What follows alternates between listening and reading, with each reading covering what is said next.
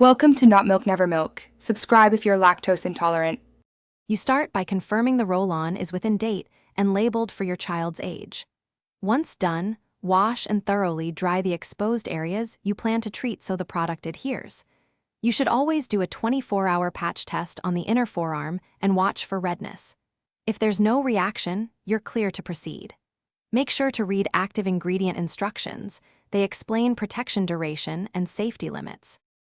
You apply the roll-on with steady pressure, rolling evenly over exposed skin like forearms, shins, and the sides of the neck, never on the face or hands. Apply a thin layer. Too much doesn't increase protection and can irritate. Once applied, wait 2 to 3 minutes so it dries before dressing or allowing contact. If you need more coverage, reapply thinly rather than globbing it on. Make sure to avoid inhalation by keeping it away from the nose and mouth. You finish by securing the cap and storing the roll-on upright at room temperature away from sunlight. Reapply only as the label recommends, commonly every 4 to 6 hours or after heavy sweating, because overuse raises irritation risk. If you notice redness or biting persists, wash the area with soap and water, stop using the product, and try a fresh patch test. If irritation continues or swelling occurs, contact your pediatrician.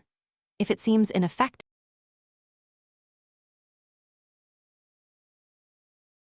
Thanks for watching. If this was helpful, leave a like and consider subscribing. See you next time.